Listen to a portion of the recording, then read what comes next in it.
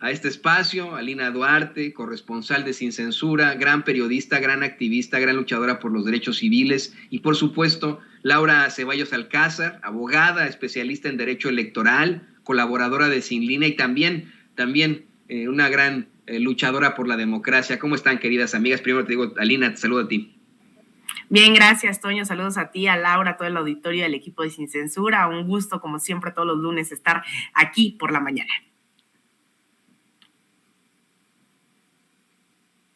Decía, Laura, muy bienvenida a este espacio que es tuyo. Gracias a todos, feliz día. Pues la verdad que muy apasionado todo tu argumento, Toño. Estábamos aquí también echando letras en el chat, porque de verdad que este hombre, pobrecito, no se ha dado cuenta que la extracción de petróleo no solo sirve para transformarla en combustibles. Hay miles de cosas que se hacen con el petróleo y el hombre supone que todo se hará con la luz del sol. Pobrecito. Sí, así es. No supone, nos miente, eso es lo peor, él lo sabe. Yo eso lo he sostenido una y otra vez. Creo que Ricardo Anaya no es un imbécil, es un mentiroso, es un sinvergüenza, es un cínico. Pero bueno, ¿qué les parece que vamos a más información? Miren, hoy el presidente López Obrador comentó que pues ya se ha dicho que si se hace el esfuerzo de parte de los consejeros del INE, se puede llevar a cabo la consulta de revocación del mandato. Incluso dice que se demostró que con los recursos que tienen pueden realizar esa consulta. Alina Duarte, nuestra corresponsal aquí en Sin Censura, lo decía desde hace rato, una incansable luchadora por la democracia y quien ha estado muy pendiente de estos procesos de consulta. Lo hizo desde el principio, es una de las, pues yo podría decir, las principales periodistas y activistas que han tenido esta como su lucha, el que nosotros podamos decidir como pueblo, ejercer nuestro poder como pueblo en esta gran democracia, de hacer, pues válida nuestra voz. Y pues obviamente, Alina, yo te hago la pregunta, obviamente que se puede hacer con estos recursos la consulta para la revocación del mandato, o se equivoca López Obrador, o se equivocan los expertos. Pues mira, Toño, primero gracias por tantas flores, nuevamente saludos a ti y a todo el auditorio.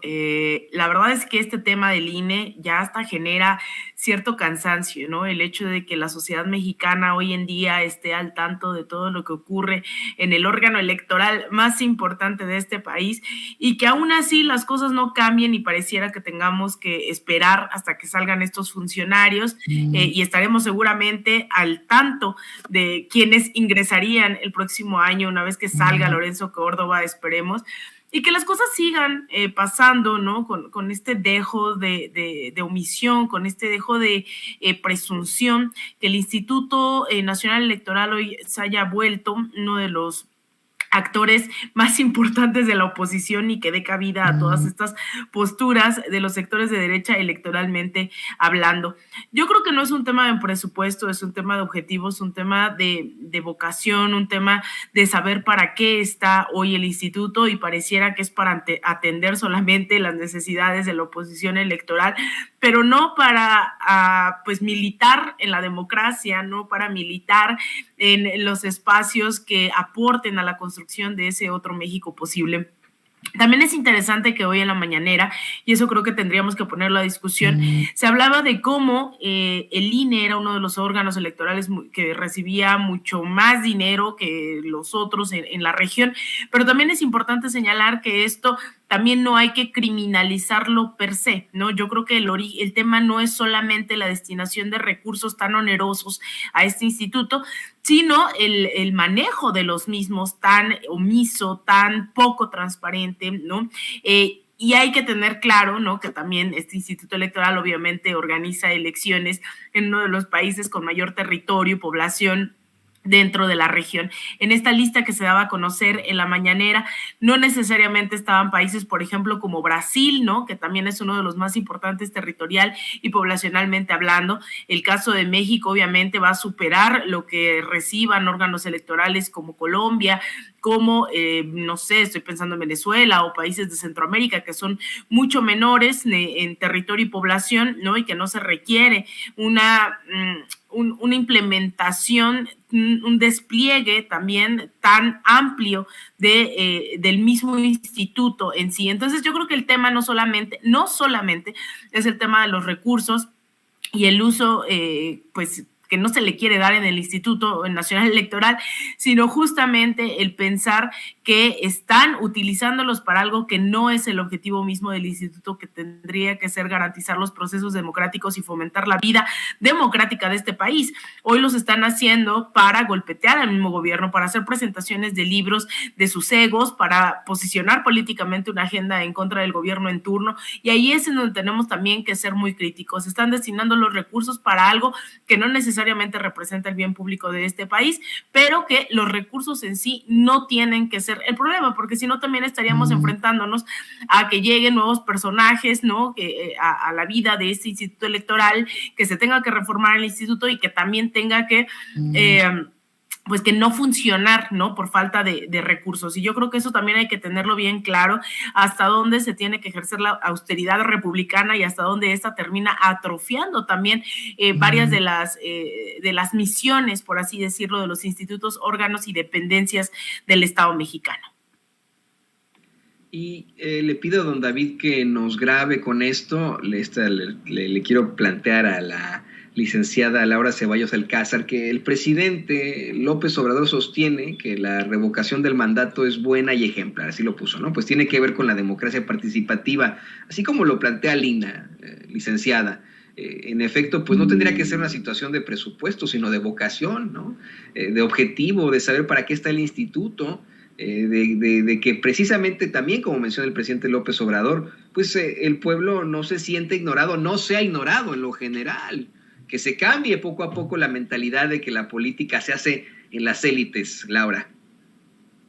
Fíjate, Toño, tienes ahí el punto exacto de dónde se rompe el equilibrio del poder. Aquí ha ocurrido que al INE lo dejaron crecer como bollo a punto de entrar al horno, artificialmente haciéndolos sentir que eran como punto de quiebre del poder en sí mismo. Cuando se creó el INE en el 91, nos dieron como la impresión de que ahora sí ya no iba a ser la Secretaría de Gobernación, ya no iban a ser los presidentes los que iban a decidir y el dedazo y tal, sino que iba a ser un consejo ciudadano que iba a contabilizar los votos y se iba a portar de una manera impecable, pero alejados del poder, porque por eso habían puesto en estos puestos de poder a intelectuales alejados de estas perversidades del dinero, ¿no? Y de la política.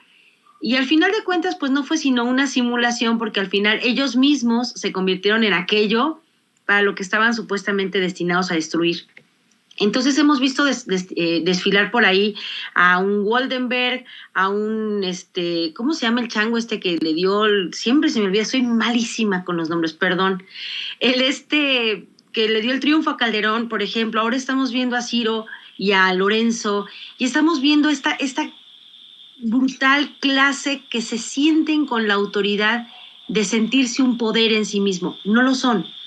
El problema es que durante años los hicieron, fue una complicidad. Ellos daban a los presidentes el confort de ayudarlos a la simulación para el siguiente proceso electoral. Al mismo tiempo se lavaban las manos diciendo que ellos no contaban sino los ciudadanos, haciendo creer que el aparato de elecciones era impecable. Y obviamente en retribución, los diputados que de alguna manera habían llegado también por estos esquemas de simulación les aprobaban todos los presupuestos sin voltear a ver un punto, un centavo, un rubro.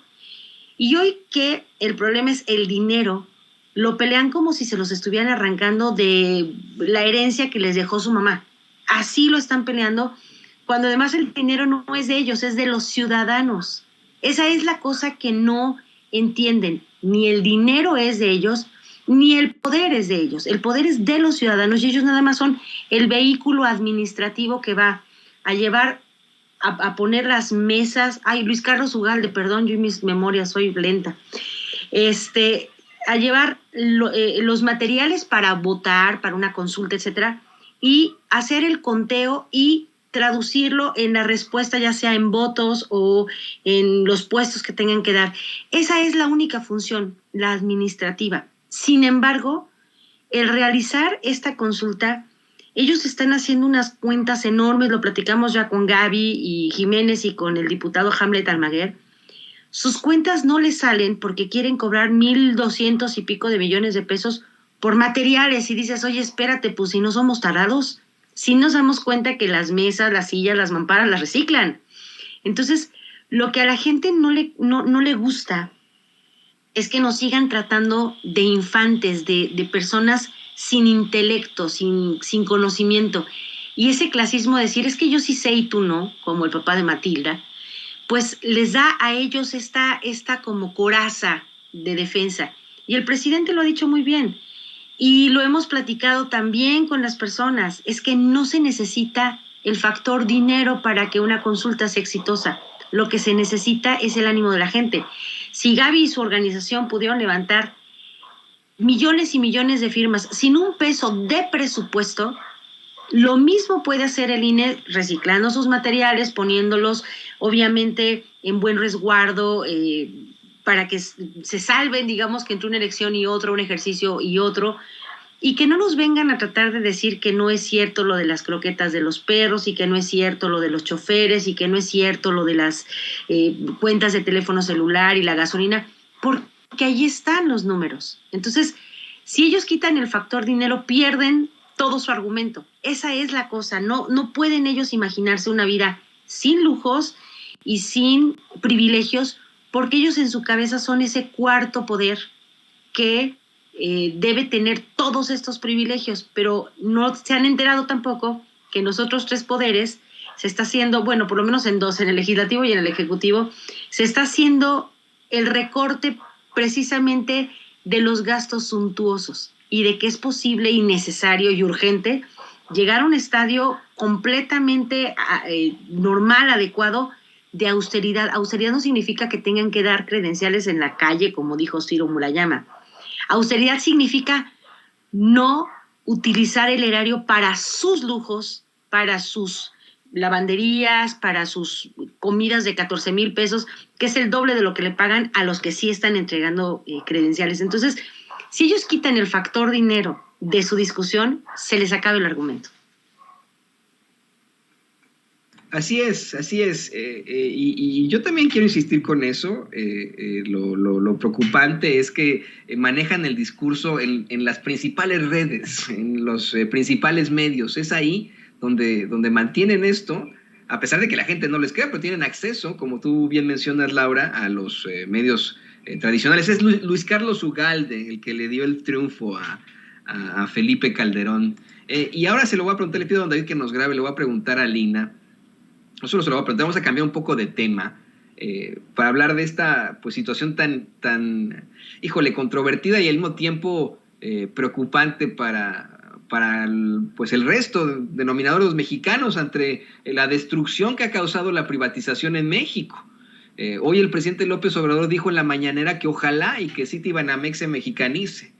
Habló, querida Lina Duarte, de cómo es necesario que no solamente pues haya inversionistas mexicanos, sino que puedan demostrar que no son unos pillos de los pillos. ¿Qué nos puedes decir sobre esto? Mira, Toño, yo estoy muy feliz de que cada día que me levanto siento que los discursos y los debates se van tornando más a la izquierda y quiero creer que esa es mi impresión. Si bien he sostenido que la llamada cuarta transformación no es ese modelo hoy concluido, este proceso ya finalizado, en donde ya no hay contradicciones. No, al contrario, hemos denunciado aquí la existencia de gente egoísta, de gente ególatra, de fracciones dentro de la llamada 4T en lo que respecta a las instituciones que están trabajando desde el ego, desde intereses personales. Hemos denunciado a un Monreal, ¿no? Tratando de posicionarse él y no un proceso ni un objetivo.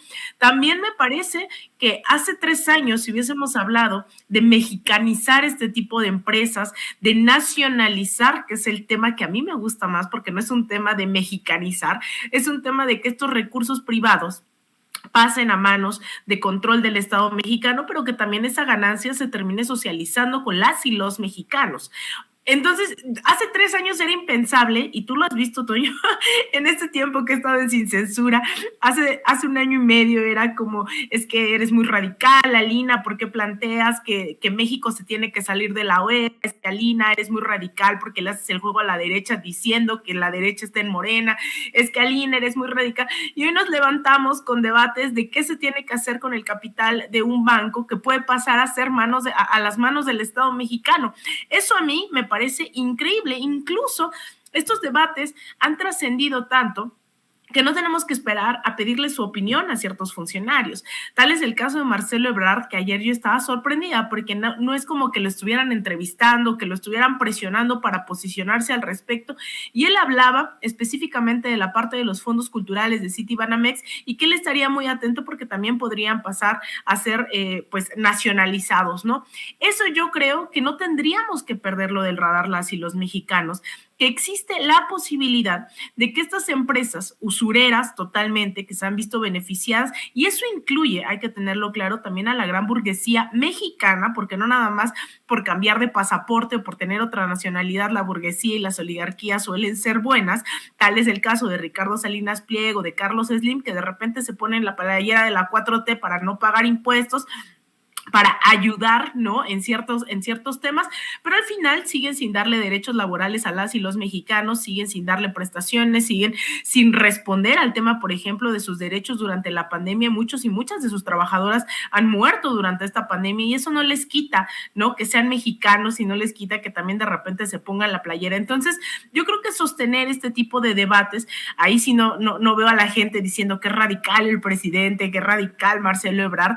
Yo creo que lo correcto es tener siempre en mente que estas empresas que se han vendido como dar la oportunidad de trabajar a los trabajadores, ¿no? Vaya término, les dicen como nosotros creamos empleos. Lo que no dicen es que son precarios, que son que vienen y explotan a esta población, no les dan derechos laborales, no les dan ni mucho menos pensiones, jubilaciones, no les dan ni siquiera vacaciones pagadas, ¿no?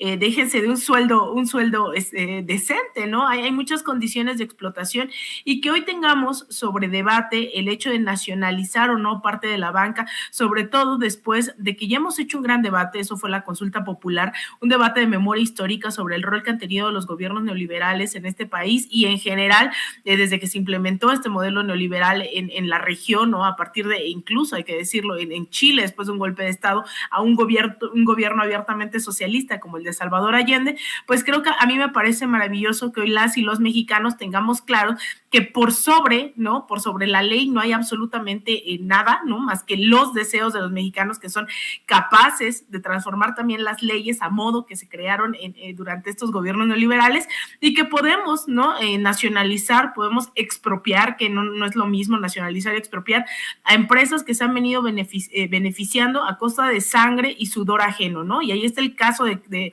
Salinas Pliego diciendo que yo hasta dormido hago dinero. Eso es lo que hay que tener presentes. Estos empresarios no viven de echarle ganas y de trabajar muy fuerte, viven de explotar a otras y otros mexicanos y enriquecerse. Entonces hay que tener claro que estas posibilidades están sobre la mesa y yo lo celebro bastante.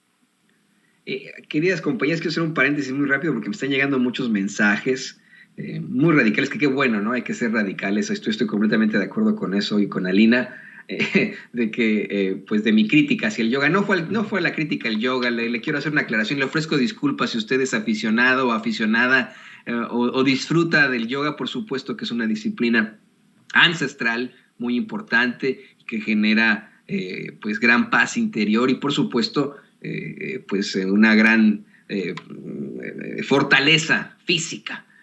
Lo dije en un momento de desesperación ante la indignación que sentí por pues las declaraciones muy bobas de Ricardo Anaya. Pero bueno, sigamos no le corten, David, sigamos con el tema.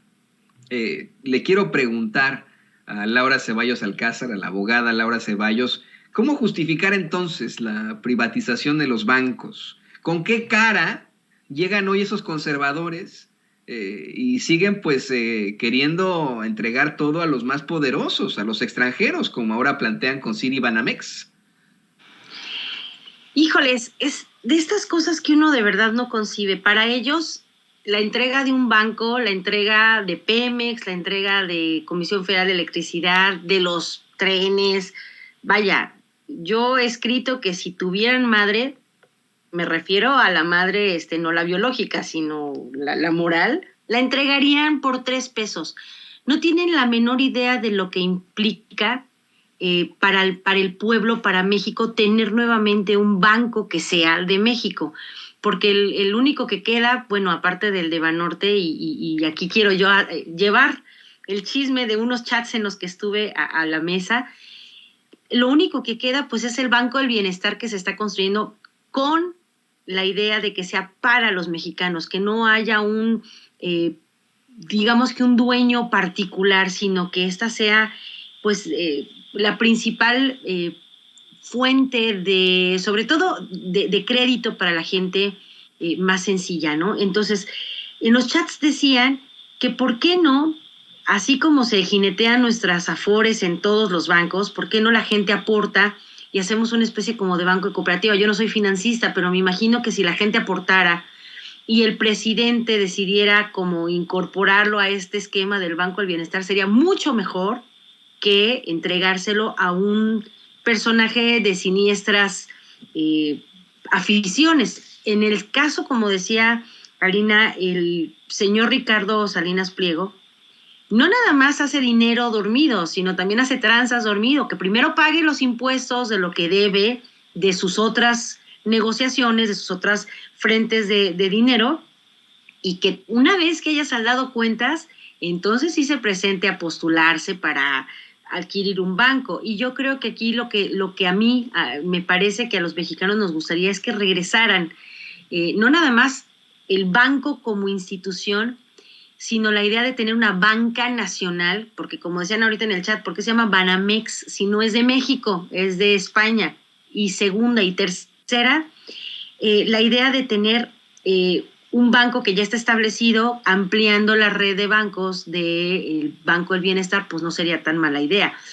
Pero yo creo que de todo, lo más bonito sería la parte del patrimonio, del acervo cultural, los edificios, todo lo que proponía Marcelo Ebrard, que tenía que regresar a México porque pues cualquier día de repente pues resulta que las obras de arte y las esculturas se las llevan porque pues como lo compraron con facilidades sin pagar impuestos y no les costó en realidad, pues tampoco le tendrán ningún aprecio a las obras de arte que ahí se guardan y podrán utilizarlas para sus colecciones privadas. Entonces yo creo que sí es un buen tema para analizarlo con quien sepa de sobre todo la parte técnica, si fuera posible que con las afores se ayudara a contribuir como una especie de cooperativa y como decía Pablo Gómez, que sea un banco pues con un capital o con un manejo mixto. Por un lado el Estado una parte y otra parte a lo mejor pues la gente, a lo mejor inversionistas privados, a lo mejor varios inversionistas.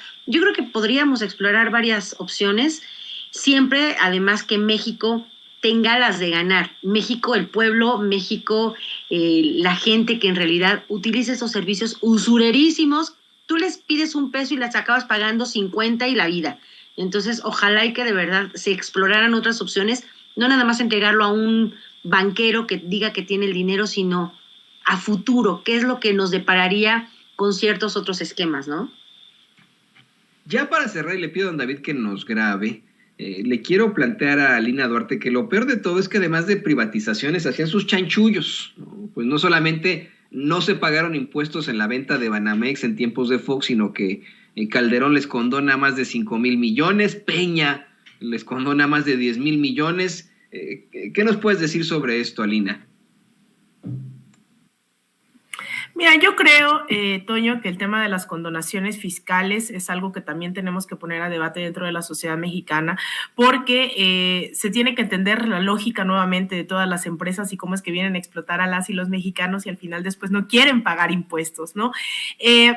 Aún así, también eso creo que me parece que nos orillaría o nos haría repensar, por ejemplo, el tema de la reforma tributaria. Yo creo que una de las grandes posibilidades que tenemos hoy en esta llamada cuarta transformación, que hay que ser muy insistentes.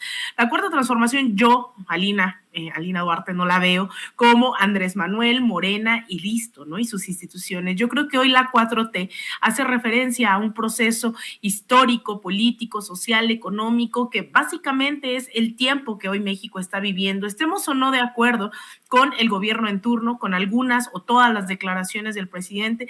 Lo que sí es verdad es que hoy hay oportunidades que se nos presentan como únicas e irrepetibles.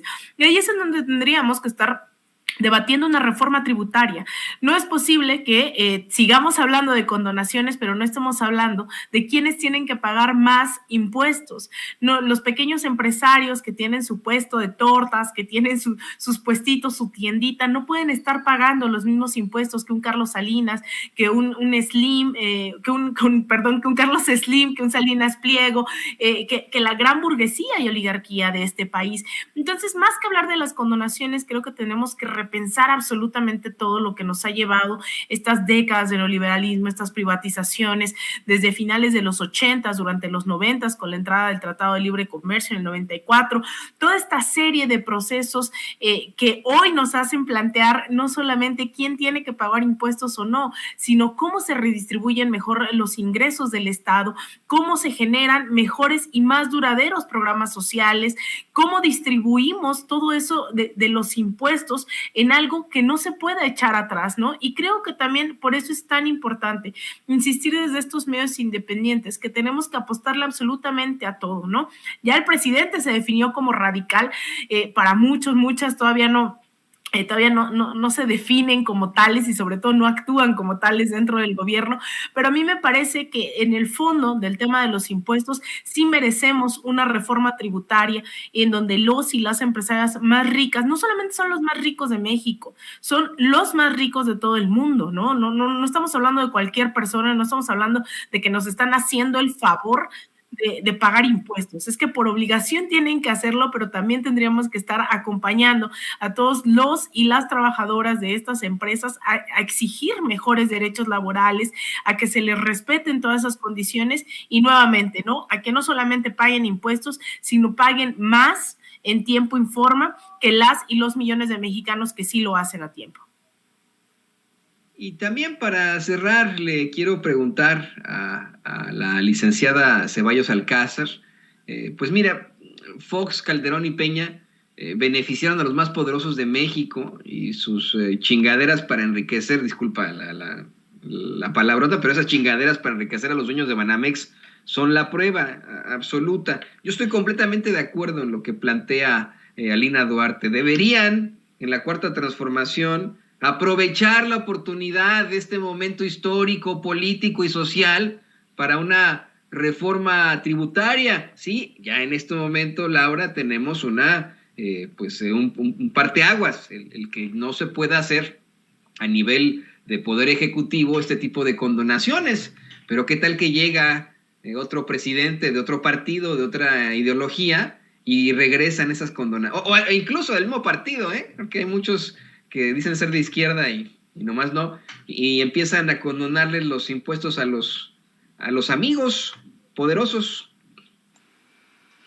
Pues a mí me parece que el presidente, ahorita estoy leyendo en el chat que dicen que el mismo presidente nombró a Salinas, así como que dijo, no, pues si lo quiere comprar, hay que leer al presidente. El presidente no da paso sin 3 guarachazos previos y cuando dijo esto, justamente es, primero hay que pagar impuestos.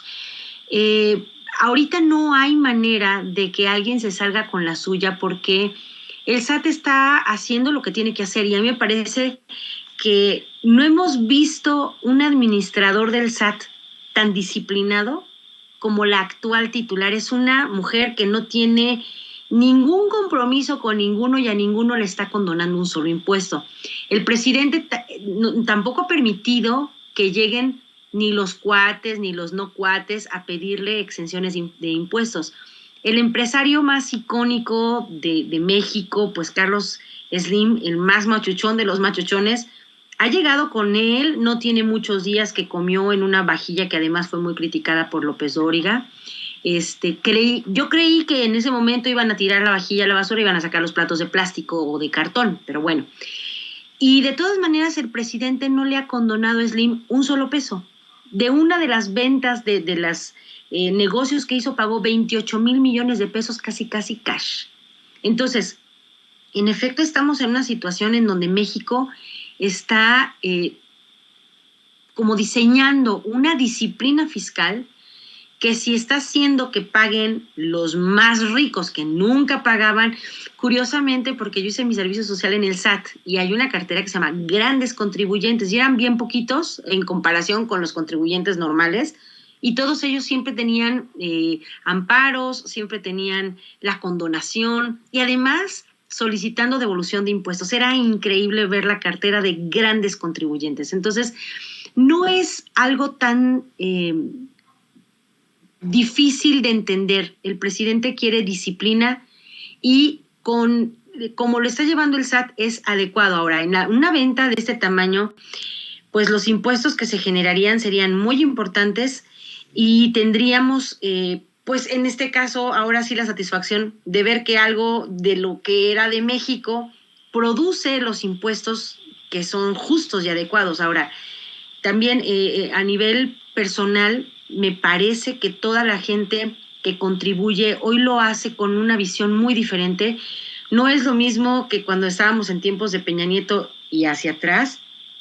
Sentías el machetazo, te dolía en el alma porque no lo veías reflejado en otras políticas, en otras formas de retribución a la ciudadanía. Hoy vemos becas del bienestar, vemos las becas para los ancianitos, vemos las becas para los niños que tienen, niñas con discapacidad o los que están en la escuela. Me parece que hoy vemos una manera diferente de regresar el dinero a la misma gente que contribuye. Entonces, sí estamos en una situación diferente de disciplina fiscal y yo no creo que haya manera de, además, volver a perder esta conciencia ciudadana que hoy tenemos. Seríamos los primeros en reclamar y seríamos obviamente el tribunal más fuerte que acusaría un desfalco de este tamaño y no le permitiríamos ni al presidente, y menos obviamente al SAT, que alguien impunemente dijera, pues no te pago ni un rábano y hazle como quieras. Estamos en un tiempo muy diferente en donde la propia gente hoy exige que las cosas sean de manera transparente y creo que ante esta venta vamos a estar viendo varias posibilidades, un desfile de posibles compradores, pero con su lectura de cartilla previa de sí, si quieres comprar vas a pagar esto, ¿te animas? A ver qué dicen. Bueno, como siempre ha sido una excelente conversación, una excelente mesa de análisis de estas dos grandes compañeras. Por favor, Laura Ceballos Alcázar, nuestra queridísima abogada, especialista en Derecho Electoral, compártenos tus redes sociales para que la gente se sume a las redes también de Sin Línea MX.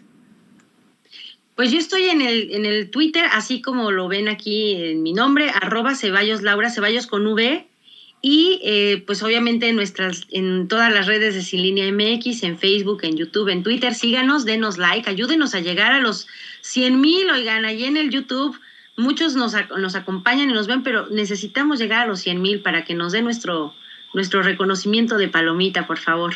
Y pues muchísimas gracias por estar aquí los lunes con mi querida comadre Alina Duarte, a la que le mando un abrazo. Se ve bella con trencitas. Muchas gracias, Toño.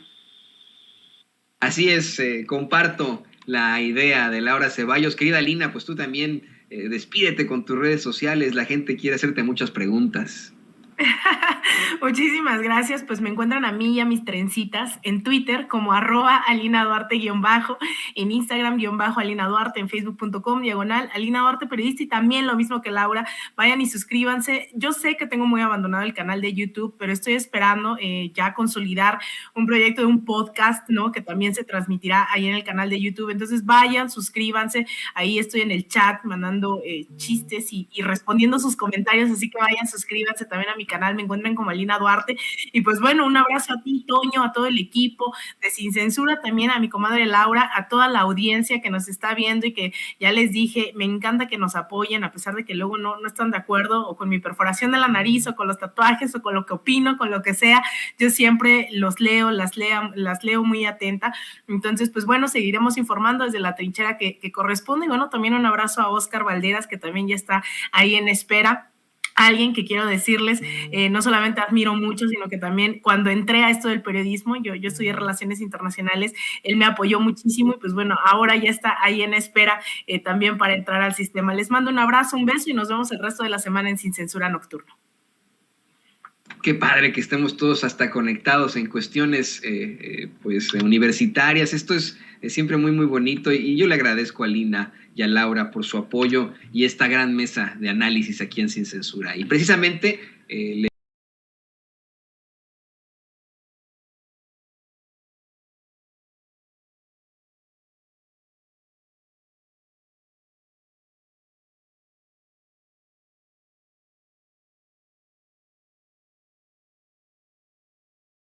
periodista y tejedor de grandes investigaciones. Querido Ricardo, muy bienvenido aquí a este tu espacio Sin Censura. Querido Toño, muchas gracias por tus diferentes palabras, como siempre. Que tengan un excelente lunes. Pues estamos aquí arrancando con todo para hacer chillar a esa víbora. Y pues bueno, hoy publicamos una investigación con datos duros sobre Raimundo Rivapalacio, quien recibió chayo durante las administraciones de Miguel Ángel Mancera y también durante la administración de Marcelo Ebrard, cuando fungieron como jefes de gobierno capitalinos. Y bueno, recordará el público memorioso de Sin Censura que en mayo de 2019, y los invitamos a leer esta publicación que hacemos hoy en Regeneración MX, pues apareció una lista que exhibió el nombre de casi 40 periodistas que ulteriormente serían señalados como chayoteros.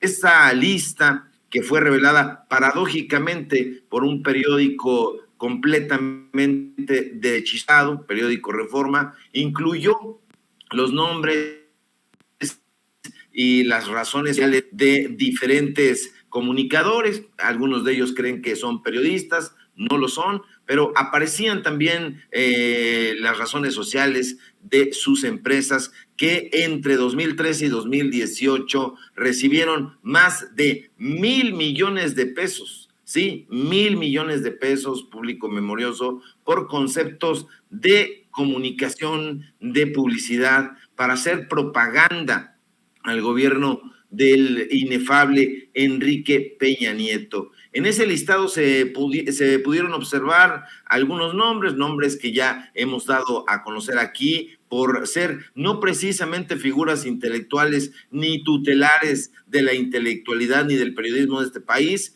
que son Pablo Iriart, Beatriz Pajés, Ricardo Alemán, este gran odiador del presidente López Obrador, Enrique Krause, Federico Arreola y bueno, Raimundo, el Riva, como lo conocen en el gremio periodístico, Rivapalacio. Y bueno, precisamente Raimundo Rivapalacio, quien actualmente funge como director del semanario Eje Central, ese semanario que nos ha tildado precisamente de ser tejedores de propaganda, aquí a Vicente, al propio Pedrero, a José Manuel Fuentes, a tu servidor. Pues bueno, este personaje ni siquiera en su momento se molestó en negar que en efecto había recibido esos contratos. Por el contrario, muy ufano, este panelista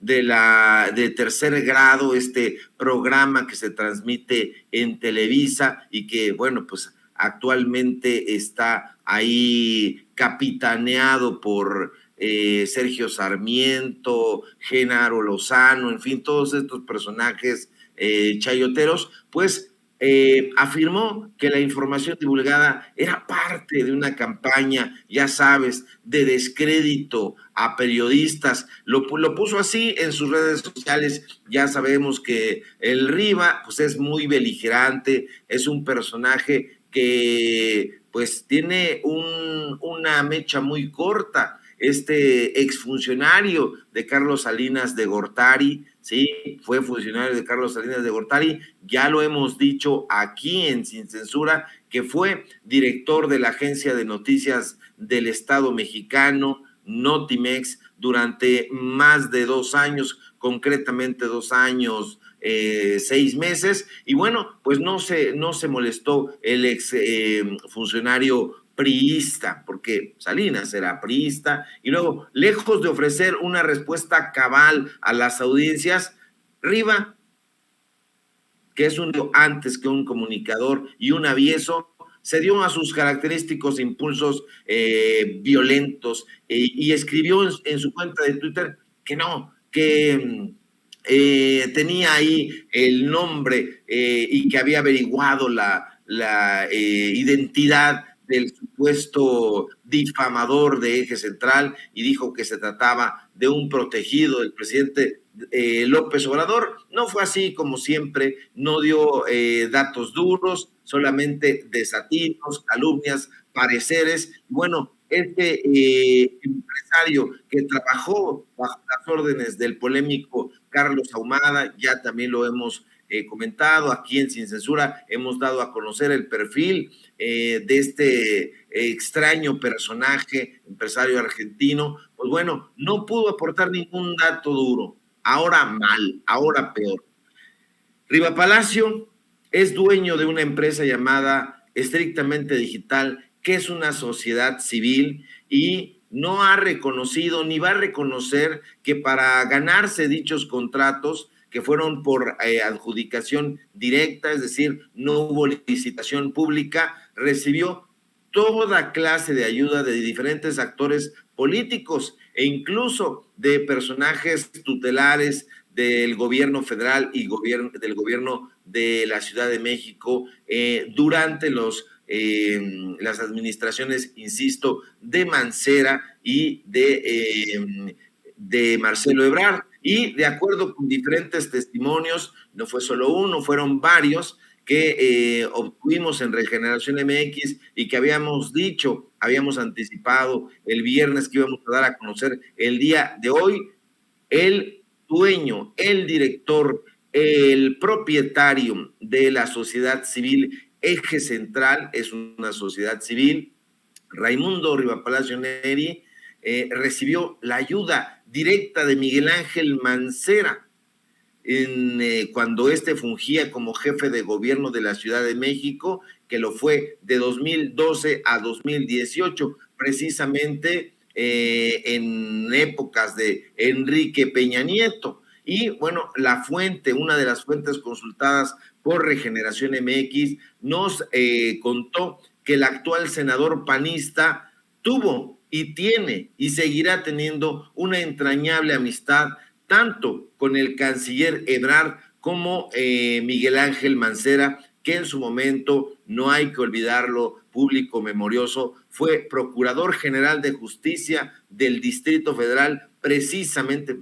en épocas de Marcelo Ebrard. Y en una entrevista que tuvimos en exclusiva con este personaje, un personaje que además pues continúa trabajando en Eje Central, pues nos dijo que gracias a la buena prensa que Rivapalacio le ha vendido a Ebrard, pues bueno, Irene Muñoz, la esposa de Raimundo Rivapalacio, pudo lograr un puesto prominente dentro de la administración capitalina en ese momento. Fue nada más ni nada menos que coordinadora general de gabinetes en la Ciudad de México. Y sí, consultamos los repositorios oficiales en ese momento del gobierno de la Ciudad de México y en efecto, de enero de 2010 a julio de 2012, Irene Muñoz Trujillo, esposa de Raimundo Rivapalacio, trabajó bajo las órdenes directas del actual titular de la Secretaría de Relaciones Exteriores, Marcelo Ebrard. Ahora peor. Muñoz Trujillo, que es fundadora también de Eje Central junto con Raimundo Rivapalacio, no salió por la puerta trasera del gobierno capitalino tras la salida de Ebrard, sino que como Miguel Ángel Mancera la dejó muy bien recomendada, pudo continuar trabajando prácticamente abrazada de Miguel Ángel Mancera, sí abrazada porque acudía a fiestas de cumpleaños en compañía de él. Damos en este reportaje fotografías que así lo avalan. Bueno, es importante destacar que Muñoz Trujillo es una mujer que se dedica a la publicidad. De hecho, ella misma se jacta de haber sido la co-creadora de la marca CDMX, es decir, se encargó de transformar el nombre del Distrito Federal en una marca registrada, y bueno, eso le granjeó no solamente la amistad con Mancera, sino que además le dispensara cargos estratégicos durante su gobierno. Hay que decir cuáles fueron. Fue directora general de imagen, mensajes y nuevas tecnologías del gobierno de la Ciudad de México en ese entonces, y como en épocas de Ebrard, también fue directora general de Contralorías Ciudadanas y directora, además del polémico Fondo Mixto de Promoción Turística de la Ciudad de México, que es un fideicomiso que ha sido caracterizado por la corrupción y por dispensar dinero de manera discrecional a diferentes opositores del actual gobierno de la Cuarta Transformación. Y sí, la sociedad civil estrictamente digital que pertenece al matrimonio del periodista, llamémosle así, Al Riva, y de Muñoz Trujillo, tuvo en momentos de enorme prosperidad porque les daban incluso, de acuerdo con la fuente consultada por Regeneración MX, hasta 200,000 pesos por un banner que además a veces nos dijo ni siquiera aparecía, y nos proporcionaron facturas, porque nos gustan los datos duros, que fueron emitidos en su momento por la propia Asamblea Legislativa del Distrito Federal e incluso por la empresa estrictamente digital, y así lo comprueban. Ahí están las imágenes, están los datos duros, aparecen los sellos, aparecen las firmas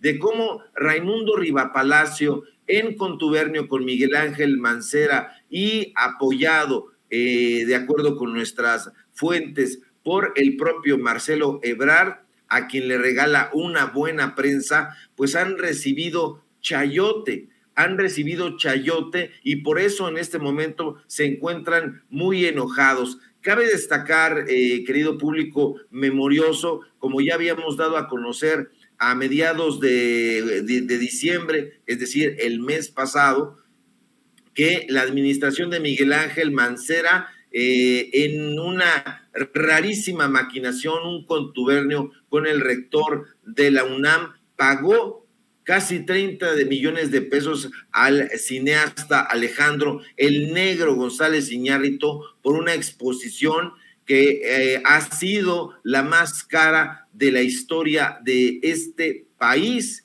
Y bueno, ¿qué tiene que ver eso con Raimundo Rivapalacio? Bueno, pues que fue precisamente su esposa, Irene Muñoz, quien avaló ese contrato. Aparece la firma de Irene Muñoz en ese convenio que se firmó por parte de la UNAM de Mancera con el fideicomiso. Y bueno, también dimos a conocer en su momento que Carla Humphrey, actual consejera del INE y esposa de Santiago Nieto, un personaje depuesto por la administración del presidente López Obrador, también estuvo implicada en este contrato dispensioso a favor del negro González Iñárritu, y bueno, que forma parte del Fondo Mixto de Promoción Turística. Se sirvieron con la cuchara grande. Raimundo Rivapalacio recibió mucho dinero por publicidad, tanto de la Lotería Nacional como del gobierno de la Ciudad de México, apoyos por parte de este fideicomiso, y bueno, en su momento hubo quejas, nos dice otra de las fuentes, pues sobre cómo se estaba llevando a cabo eso de manera muy brumosa, pero en el colmo del descaro resulta que en Regeneración MX, pues encontramos que precisamente la presidenta del Comité de Transparencia de ese fondo turístico era precisamente la esposa de Raimundo Rivapalacio, de modo que no había forma de que hubiera algún señalamiento, y si se hacían los señalamientos, pues la directora de Transparencia pues los echaba atrás.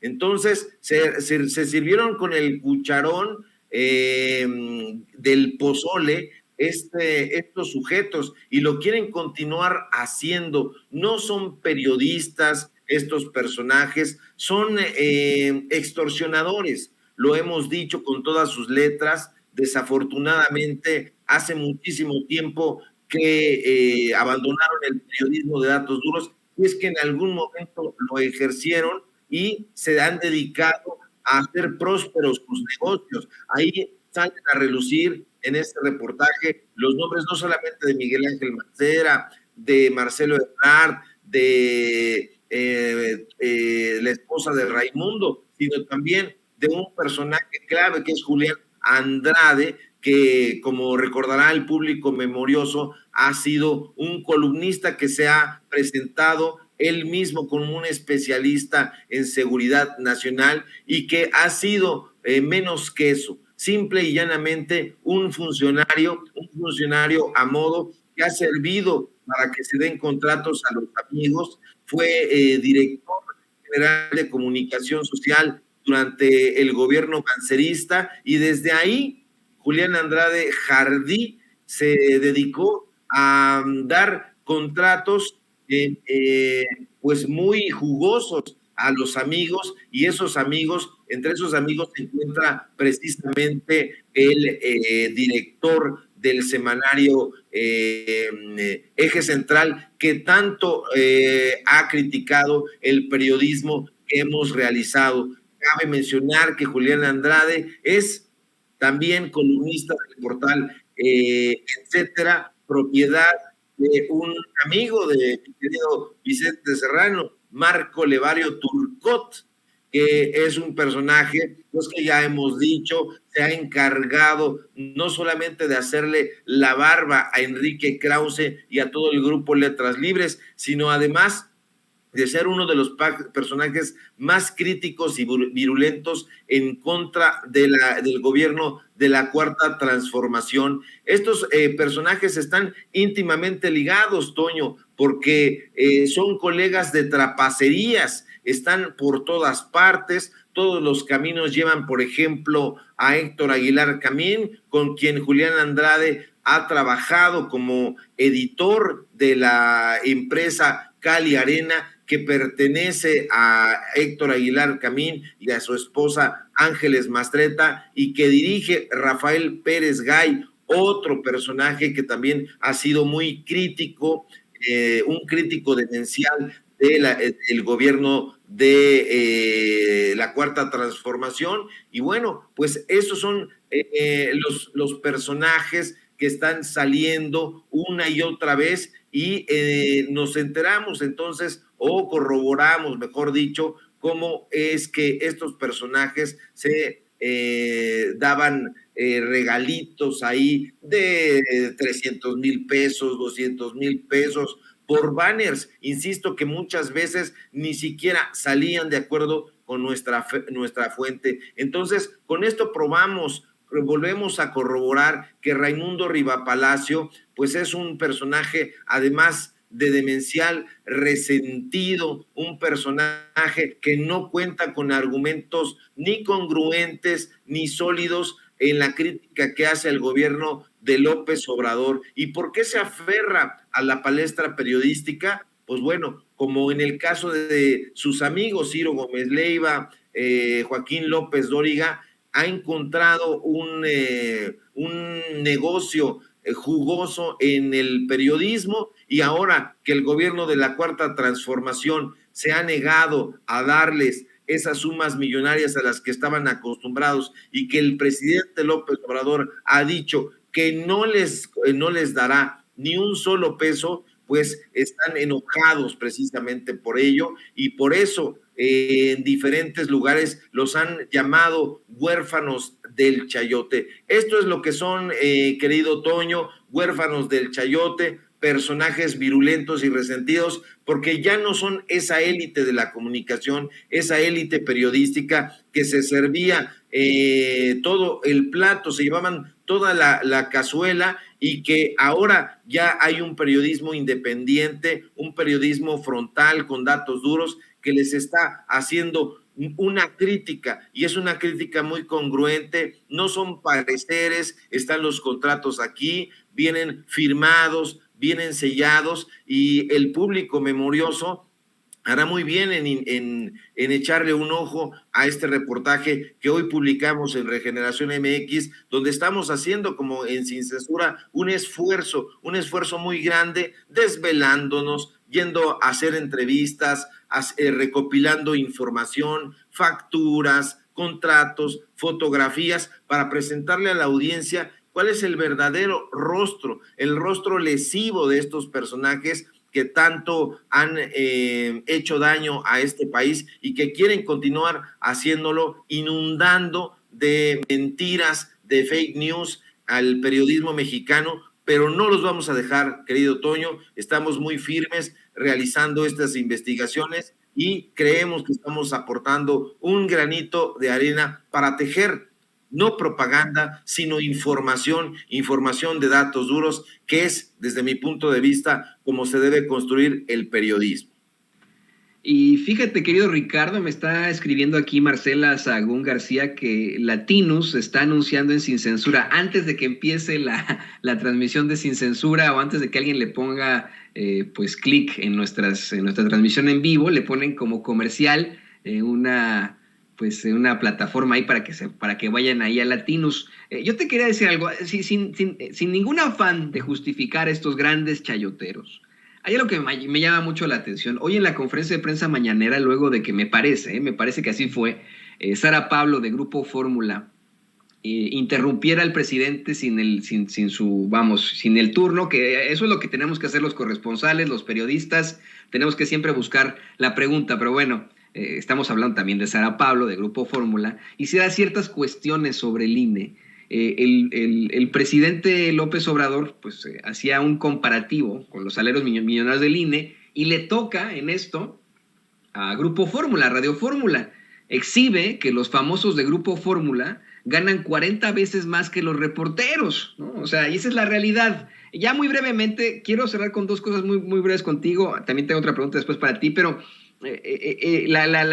sin justificarlos, sin justificar a un Raimundo Rivapalacio, a un Carlos Loret de Mola, a un Joaquín López Dóriga, a un Ciro Gómez Leiva, al menos estos cabrones lo hacen por millones de pesos. Desafortunadamente, la gente que tienen abajo, reporteros y reporteras, que son explotados, que los tratan de la chingada, que de cabrones y pendejos no los bajan, que trabajan más de 12 horas al día, que además de todo esto, tienen salarios miserables, ¿no? Miserables. A eso se enfrentan. ¿Qué nos puedes decir al respecto de esto, de este chayote impuesto, ¿no? Ellos no reciben chayote, son parte de lo que le dicen sus jefes, pero pues lo hacen por una bicoca. Así es, a mí me da muchísima pena que esto ocurra entre compañeras y compañeros del medio que lo están haciendo por una bicoca, pero además con el miedo de perder su empleo. De eso se aprovechan estos personajes nefastos, Riva Palacios, Ciro Gómez Leiva, Pascal Beltrán del Río y todos estos sujetos que bien mencionas. Ahora, mi llamado es a que hagan una conciencia en el gremio periodístico y que no se dejen pisotear por estos personajes. Yo creo que hacen falta voces críticas, periodistas con una gran formación, como los hay en nuestros medios de comunicación corporativos, pero que desafortunadamente están prefiriendo quedarse ahí callados, siendo avasallados, sometidos y explotados, en lugar de ocupar un lugar prominente dentro del periodismo de investigación e histórico que se está haciendo. Estamos viviendo un momento crucial en el periodismo mexicano. Los medios de comunicación corporativos están siendo prácticamente desvalijados del talento que solían tener y que no son estos conductores, sino como tú bien apuntas, pues la gente que está trabajando en la redacción, la que está haciendo los libretos, los guiones, las que están poniendo el teleprompter a estos sujetos que lo leen. Entonces, que hagan conciencia de eso. El periodismo tiene una función social. Sí, la vida es cara y hay que cubrir algunos presupuestos, pero no debe ser en ningún momento algo que te pese, algo que tú digas, carajo, me están pagando aquí para ir a cubrir la mañanera, como se ha escuchado en los pasillos de Palacio Nacional de estos personajes cuando se van a la mañanera, dicen, yo no quería ir a la mañanera, me mandaron mis jefes, no me da ni para el taxi, salimos a las 4 o 5 de la mañana de nuestras casas y bueno, hay estas quejas, pero deberían de hacer un esfuerzo adicional y salir de ahí por pies, por dignidad, porque el periodismo mexicano necesita, insisto, voces críticas, las hay. Y bueno, pues en YouTube hay espacio, en canales como Sin Censura, en medios como Regeneración y otros que están por ahí dando la batalla, pues para que se ayude a consolidar ese periodismo. Y aquí no hacemos periodismo de caras bonitas, de ropaje vistoso, hacemos periodismo de a de veras, periodismo de datos, periodismo de investigación, y allá también se solía hacer, pero ahora, como están mirando hacia las clientelas, se están dejando avasallar. Ojalá y este llamado y los que sigamos haciendo, pues hagan reflexionar a todas estas huestes periodísticas y se vaya conformando poco a poco un vigoroso equipo de periodistas de investigación, porque hace falta en esta batalla por la información que estamos librando en este momento, querido Toño. Muchísimas gracias, de hecho, por esa investigación que nos planteas con todo el rigor periodístico. Eso es periodismo, yo quiero decirlo con todas sus letras, eso es periodismo. A mí me da una tristeza impresionante que Raimundo Rivapalacio haya estudiado en mi alma mater, ¿no? No sabes lo terrible que para mí es el saber que en mi alma mater estuvo Carlos Marín, estuvo Raimundo Rivapalacio, ¿no? Es para mí algo que vamos, nos rompe el corazón a los que estuvimos en la Septien, me imagino a muchos de nosotros, pero ese es el punto, exhibir siempre este tipo de situaciones irregulares y esos que se han servido con la cuchara grande, esos que han obtenido todo del pueblo por callar, por decir de más, por apapachar y por mandarnos pues mucho a la chingada a los mexicanos, ¿no? Está demostradísimo en las escuelas de función pública del mundo, las universidades de función pública, que los países en los que existe una prensa libre son los países en los que existe mayor nivel de desarrollo, como ocurre con todos estos países escandinavos.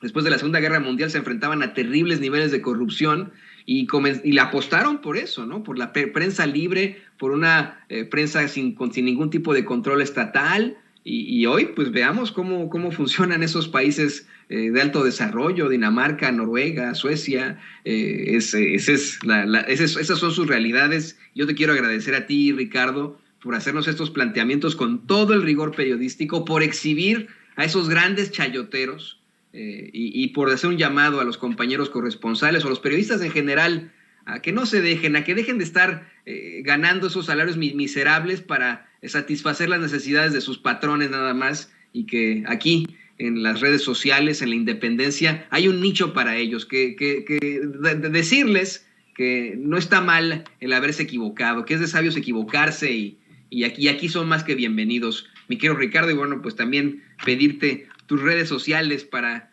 que la gente se comunique contigo y te lea ahí en Regeneración MX.